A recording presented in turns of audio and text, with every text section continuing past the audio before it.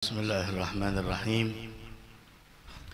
Alhamdulillah wassalatu wassalamu ala Rasulillah Sayyidina Muhammad bin Abdullah wa ala alihi wa sahbihi wa man tabi'ahu dah. Amma ba'du. Alhamdulillah, kita bersyukur kehadrat Allah di sore hari ini. Kita mengawali bulan kita dengan baik. Mudah-mudahan dengan keberkahan kegiatan kita ini, 1 bulan ke depan kita senantiasa dalam kebaikan insyaallah.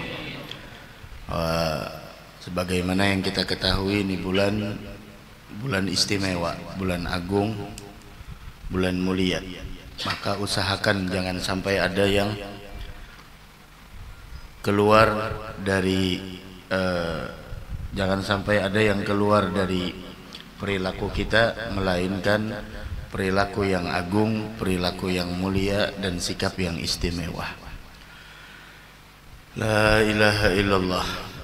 Wa cukuplah kemuliaan bagi bulan Sya'ban ketika dia dinisbatkan kepada manusia yang paling mulia, yaitu Nabi kita Muhammad sallallahu alaihi wasallam, yang mana Rasul mengatakan Sya'ban syahri, bulan Sya'ban adalah bulanku. Tidaklah bulan itu menjadi mulia melainkan karena ada peristiwa di dalamnya. Di antara peristiwa yang terjadi di bulan Sya'ban, kama gulna, sebagaimana yang sering kita ceritakan, bahwasanya di antaranya adalah perpindahan kiblat dari Baitul Maqdis ke Al-Ka'bah. Di antaranya juga yaitu turunnya ayat perintah anjuran untuk kita memperbanyak salawat dan salam kepada Nabi besar Muhammad sallallahu alaihi wasallam. Sebagaimana yang kita ketahui, Allah memerintahkan kepada kita berbagai macam syariah melalui malaikat Jibril, kemudian diturunkan kepada Nabi Muhammad, kecuali salat, yang mana perintahnya langsung diambil oleh Nabi Muhammad kepada Allah tanpa wasitah, tanpa perantara. Akan tetapi beda dengan salawat. Salawat bagaimana Allah ibtada'a bi nafsih, memulai dengan zatnya, kemudian memberitahukan tentang setelahnya itu para malaikatnya, kemudian Allah menyeru kepada kelompok khusus dari hamba-hambanya, yaitu orang yang beriman. Semoga kita masuk di dalam kelompok tersebut. Ya ayyuhalladzina amanu sallu alaihi wa sallimu taslima. Begitu. Ada di bulan Sya'ban, dan terjadi terbelahnya bulan, mukjizat lin Nabi sallallahu alaihi wasallam juga di bulan Sya'ban. Ketika orang kufar Quraisy meminta kepada Nabi Muhammad untuk diperlihatkan mukjizat, kemudian dibelahlah, mereka meminta agar bulan terbelah, maka dibelah oleh Nabi Muhammad. Akan tetapi khatamallahu ala qulubihim wa ala sam'ihim wa ala absarihim ghishawa. Orang kalau sudah tidak percaya, mau apa di hadapannya tetap dia kufur. Tidak ada yang bertambah melainkan kekafiran. Bukan di sana bertambah keimanan, la, bertambah kekafiran. Wahakadha. Inilah bulan Sya'ban dengan segala kemuliaannya. Mudah-mudahan kita dimuliakan oleh Allah Subhanahu wa taala. Di sini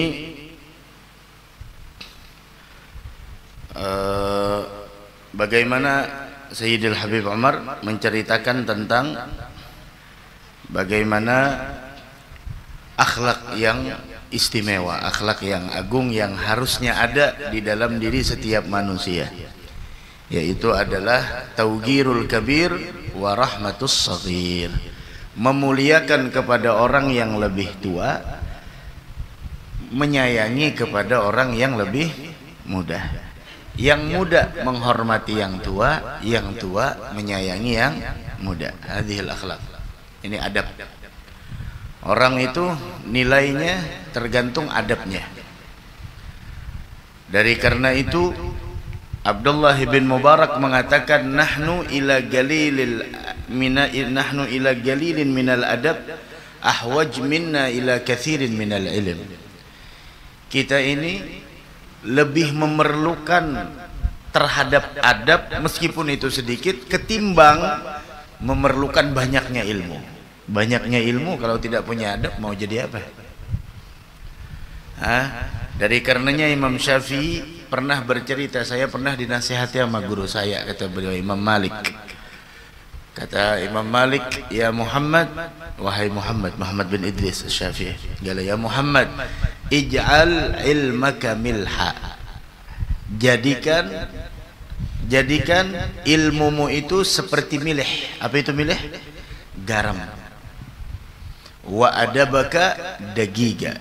Tapi jadikan adabmu itu seperti tepung. Orang kalau mau bikin kue lebih banyak tepung ketimbang garam. Artinya jadikan hidupmu itu lebih banyak mempunyai adab ketimbang ilmu.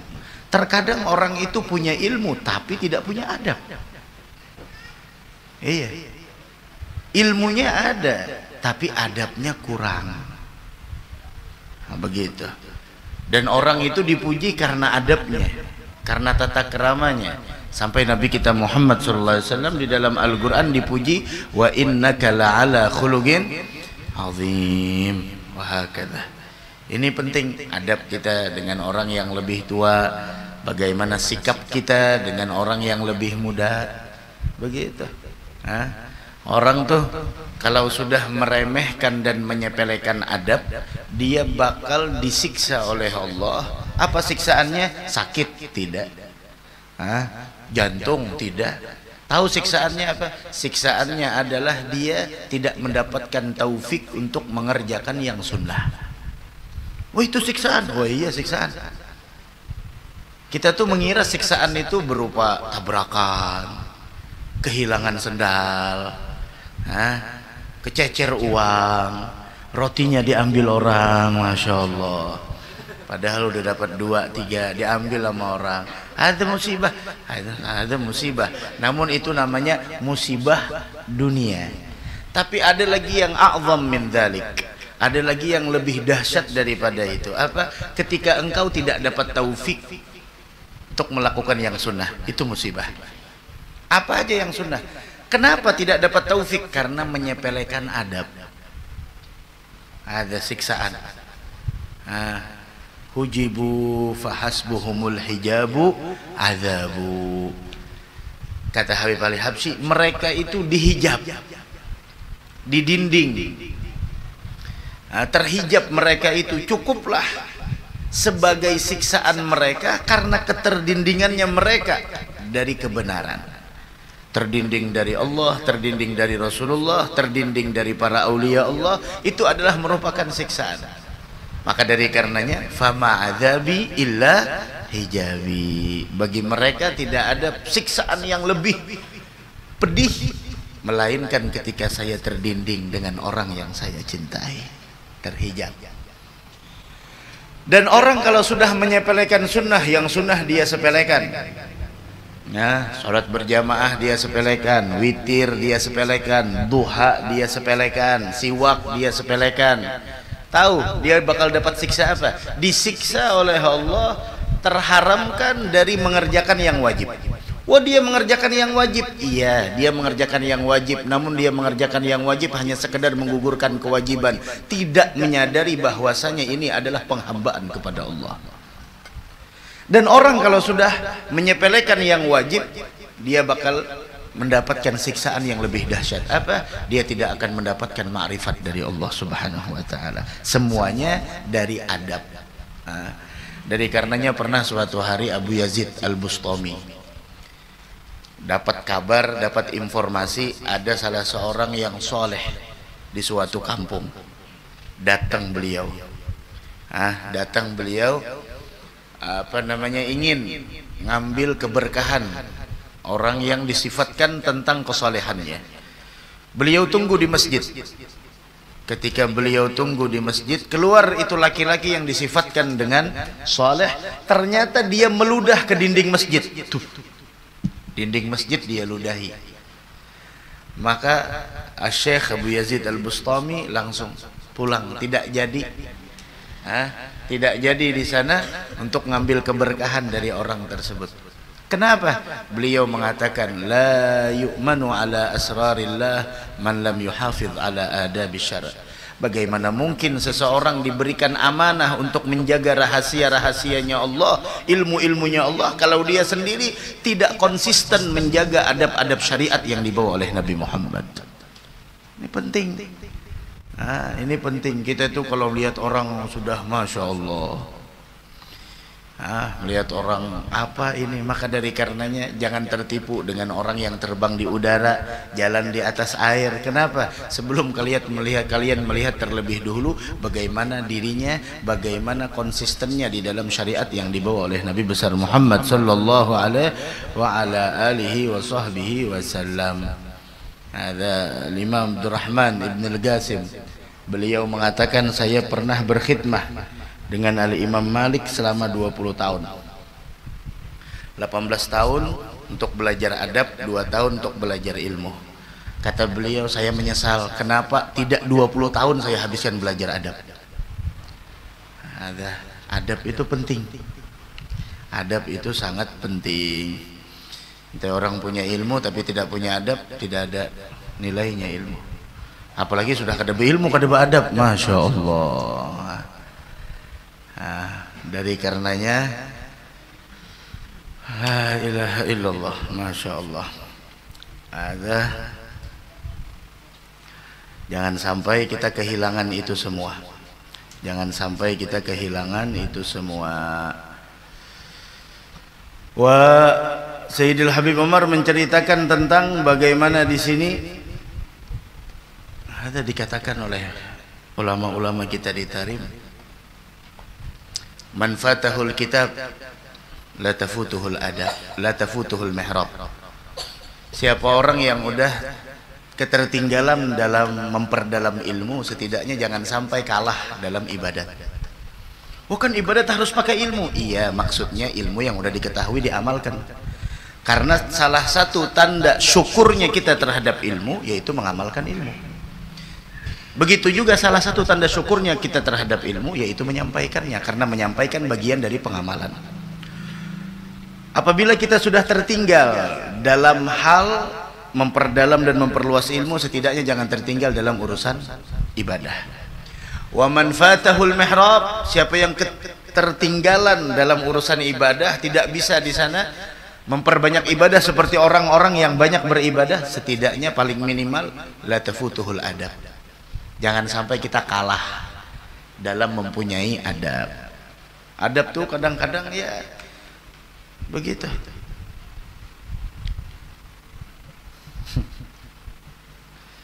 Mudah-mudahan Allah memperbaiki akhlak dan adab kita insyaallah. Wah, di sini Al Habib Umar mengatakan inna min akhlaqi hadzal dinil azim, salah satu dari akhlak yang sangat agung dalam agama ini adalah al-hirsu ala tawgilil kabir wa rahmatis saghir, menjaga betul bagaimana menghormati yang lebih tua, menyayangi yang lebih muda. Maka dengan itu kehidupan di masyarakat akan menjadi indah dan aman.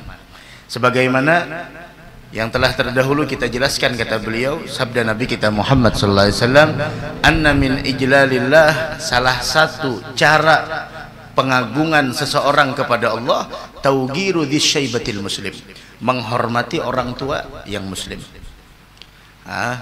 Kadzalika na'rif anna lil kabiri haqqan 'ala shaghir, kita ketahui bahwasanya orang tua itu punya hak yang harus kita terapkan.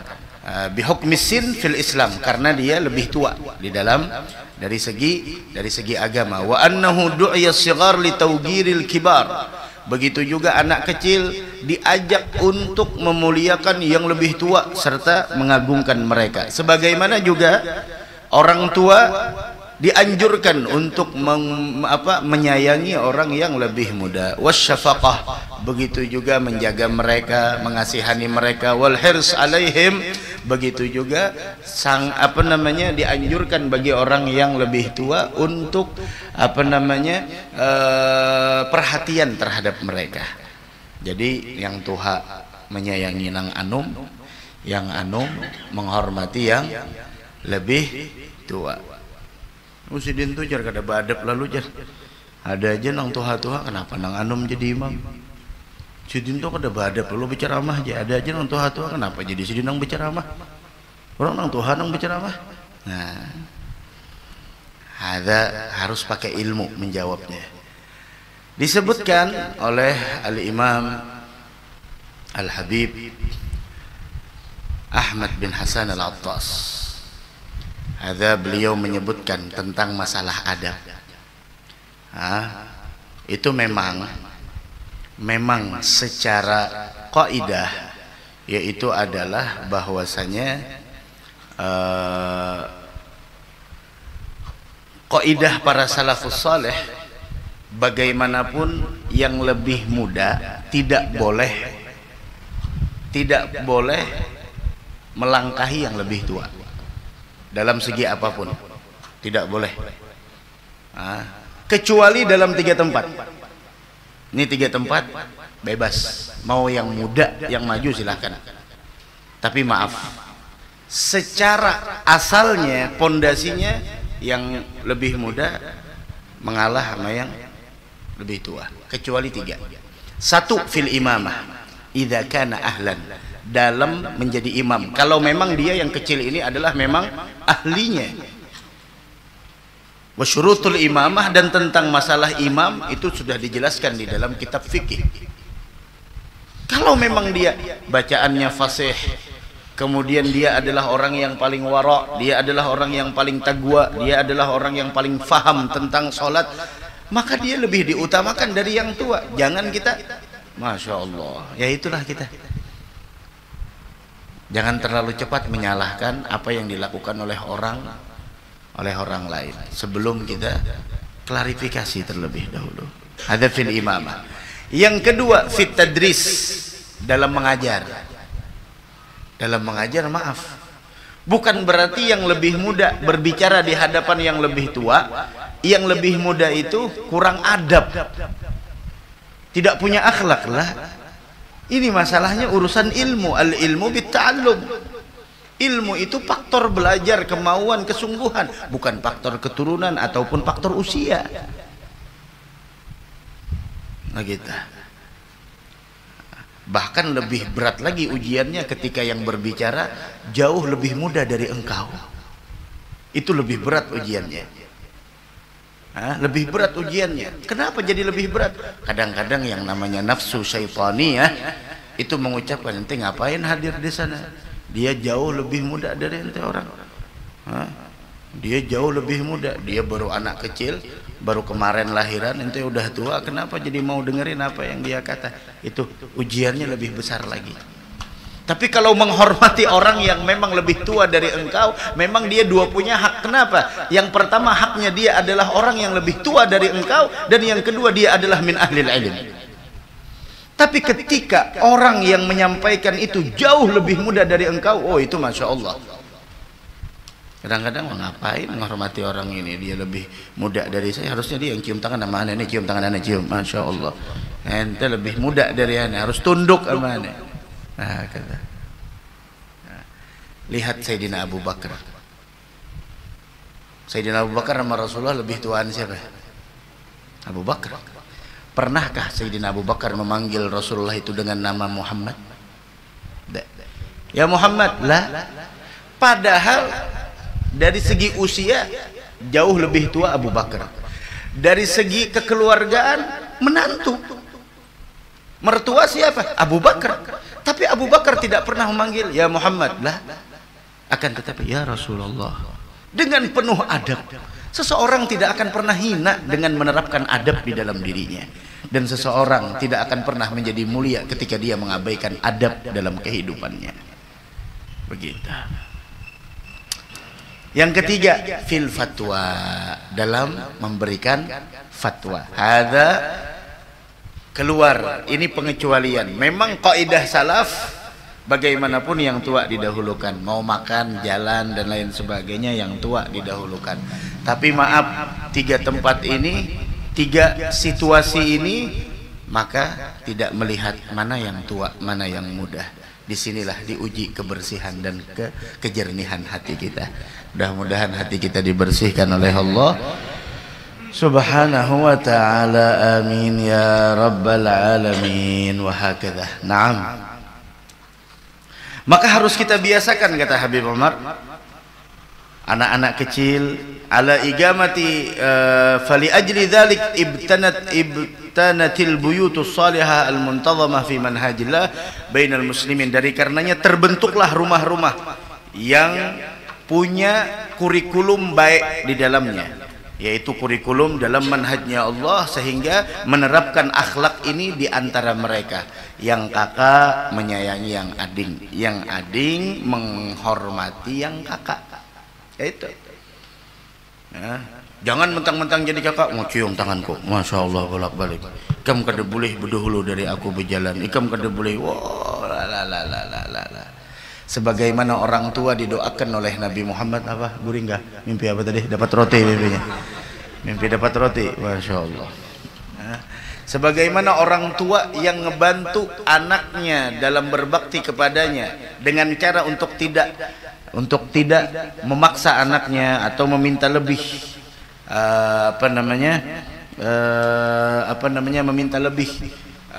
meminta lebih untuk menunaikan haknya, memaksa anaknya untuk begini-begini. Orang tua yang semacam itu didoakan sama Nabi Muhammad agar dia diberikan rahmat. Begitu juga orang tua yang ngebantu anak-anak muda di dalam menghormatinya, menerapkan adab. Oh, kita kadang-kadang masya Allah, maaf kadang-kadang ya itu. Makanya kita sebenarnya bukan hanya sekedar ilmu yang kita dapatkan, tapi harusnya faham dengan sikap, dengan perilaku. Begini, bagaimana dengan orang yang lebih tua, apalagi dia adalah orang yang min ahlil ilm. Rasul pernah suatu hari, begitu juga Rasul pernah suatu hari setelah minum di sebelah kanan beliau ada orang yang lebih muda, di sebelah kiri ada yang lebih tua. Rasul biasanya sukanya mendahulukan sesuatu itu dari sebelah kanan. Tapi di posisi ini ada yang lebih tua. Rasul bekas minum Nabi Muhammad minta izin dulu kepada yang lebih muda, kan di kanan. Bilang, bolehkah saya berikan kepada yang lebih tua? Maka yang lebih muda mengatakan, saya tidak mau mendahulukan orang lain di dalam mengambil keberkahan bekasmu. Sini saya duluan ya Rasulullah. Artinya apa? La ithara fil ghurab. Tidak ada kata-kata mendahulukan orang lain dalam segi ibadah. Dari segi ibadah, mengisi sop ibadah apa tidak? Ibadah. Ada yang lebih tua, kita dahulukan yang lebih tua, lah kita maju. Kecuali orang ini memang layak untuk di saf belakang imam, karena dia adalah, mungkin kalau imamnya batal, ayo siapa yang menggantikan?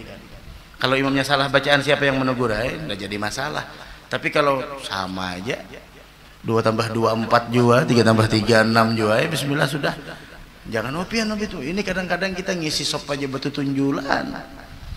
Mau itu pikirnya jangan penting sembahyang guru. Nah itu Bang, lemahnya semangat kita di akhir zaman tuh memang kayak itu.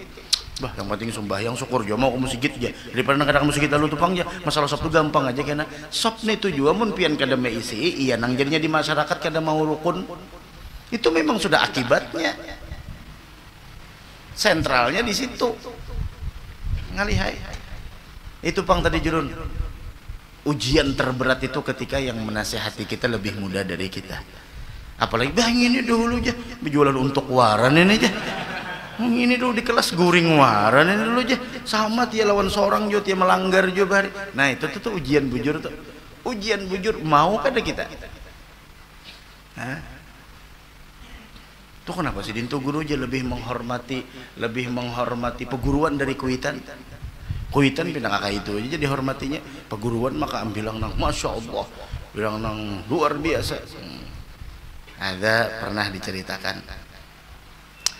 Al-Imam, kalau tidak salah Abul Laits As-Samarqandi, kalau tidak salah, ada beliau pernah ditegur bahwasanya kenapa beliau lebih memuliakan gurunya ketimbang orang tuanya. Pernah beliau dikatakan, ditegur seperti itu, kenapa lebih memuliakan guru ketimbang orang tuanya. Beliau jawab, iya, kata beliau, kenapa saya lebih memuliakan guru ketimbang orang tua? Karena orang tua itu, kata beliau, adalah sebab saya ada di dunia ini. Karena orang tua itu adalah sebab saya ada di dunia ini. Saya ada karena orang tua. Karena ada karena orang tua saya ada di dunia ini.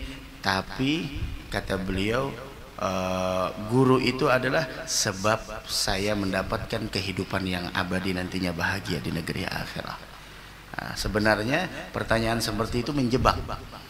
Padahal Nabi Muhammad telah menyebutkan kepada kita, orang tuamu itu ada 3. Yang pertama adalah orang tua yang engkau terlahirkan dari mereka, artinya mereka adalah sebab engkau dilahirkan. Kemudian yang kedua adalah orang tua yang mengajarkan engkau tentang ilmu agama. Kemudian yang ketiga adalah, yaitu bahwasanya orang tuamu adalah orang tua yang engkau menikah dengan anaknya, itu orang tuamu juga. Begitu. La ilaha illallah. Mudah-mudahan kita punya akhlak insyaallah. Orang yang tidak punya akhlak tidak ada nilainya di mata masyarakat. Begitu. Tidak ada nilainya di mata masyarakat. Tapi ya seperti itulah. Naam. Wa disebutkan lagi di sini, fayu'awwadus shighar, anak kecil dibiasakan jangan lebih duluan, jangan lebih duduknya, jangan lebih terdepan dari yang lebih tua darinya di suatu majelis. Ini masya Allah, kayak apa hendak nang tuha dulu aja, dulu nang anum juga datang pulang. Ya,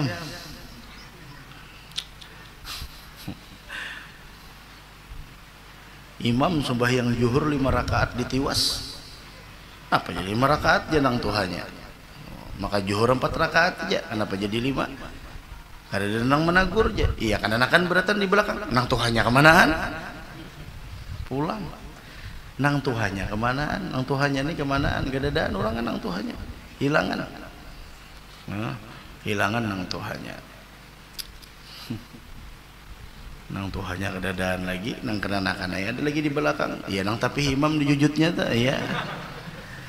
Abut imam, untung imam pakai selawar dalam, jangan ada pakai selawar dalam. Mau apa? Nya begayaan aja, begayaan.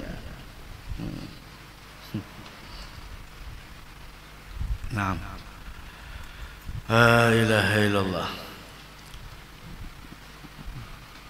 Kemudian disebutkan lagi, hadza min 'azamati hadzal khuluq kana yabda man lagiyahu bisalam min shaghir au kabir. Nabi Muhammad itu kebiasaan beliau, siapapun yang beliau temui, mau tua ataupun muda, beliau adalah yang paling pertama mengucapkan salam. Dalam Maulid Azab apa tuh? Bisalami qadib tada. Dalam Maulid Azab beliau yang paling pertama memulai.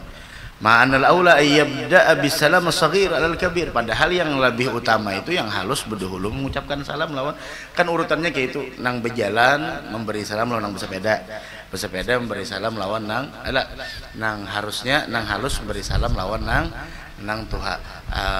Kalau memberi salam itu yang harusnya yang naik mobil dengan yang berkendaraan dengan yang bersepeda dengan yang berjalan, itu harus. Tapi Nabi Muhammad kadang memperdui siap, beliau paling dahulu assalamualaikum. Al-mashi 'alal ga'id harusnya yang berjalan mengucapkan salam dengan yang duduk. Ar-rakib 'alal masyi, yang bertunggangan dengan yang berjalan. Wal fard 'alal jamaah, yang sendirian mengucapkan salam kepada orang yang berkumpul. Fa hadza min jihatil aula wal afdal, ini adalah dari segi yang lebih utama dan lebih istimewa. Amma mas'alatut tasabuk, adapun yang lebih dahulu, siapa yang lebih, wa matruhatun likulli man arada ayyusabiga fi tilkal makarim. Adapun masalah kompetisi, itu siapa aja kata Habib Umar, siapa yang mau duluan silahkan, tidak harus qaid, tapi qaidah yang normalnya seperti itu. Tapi kalau urusan untuk berlomba dalam kebaikan, siapa aja boleh. Siapa yang lebih dulu, assalamualaikum, berdua duluan, masya Allah. Bertamu, assalamualaikum, masya Allah, berdua duluan. Ini kan ya itu aja. Wa kullu man kana khuluquhu ahsan fahuwa fil fahmi anillahi amkan. Orang yang akhlaknya baik, dia lebih faham tentang Allah. Wa makanuhu arfa' fil qurb min rabbih, dan dia semakin dekat dengan Allah. Wa fi mujawaratin nabi sallallahu alaihi wasallam, dan dalam berdampingan dengan nabi, karena tidak ada balasan bagi orang yang mempunyai akhlak yang baik lebih indah, lebih mulia, melebihi dari ketika Rasul mengatakan inna agrabakum minni majlisan yaumal qiyamah ahasinukum akhlaqa. Orang yang paling dekat denganku besok nantinya di hari kiamat adalah orang yang paling baik akhlaknya. Itulah yang paling dekat nantinya denganku di hari kiamat. Mudah-mudahan ada manfaatnya, semoga ada barokahnya. Mudah-mudahan kita seberataan panjang umur, sehat walafiat, amin ya rabbal alamin. Wah, ini kita dapat kabar 2 orang wafat pada sore hari ini. Yang satu adalah Syekh Muhammad Al-Busiri, yang beliau mukim di Martapura. Beliau memang orang Hadramaut, namun mukim di Martapura. Mungkin pian kalau melihat orangnya kenal. Kemudian yang kedua, salah satu hadamnya Habib Umar, yaitu Said Muhsin As-Sirri. Kemarin terakhir masih ada, beliau masih sehat saja, tapi yang namanya umur kedada yang tahu. Kita sama-sama tahlil untuk mereka berdua. Yang satu sering mondar-mandir di Banjarmasin ini, Syekh Muhammad Al-Busiri. Dua-duanya hari di sini Jumat sore, di sana hari Jumat juga, tapi masih pagi. Dan jenazahnya setelah asar hari ini.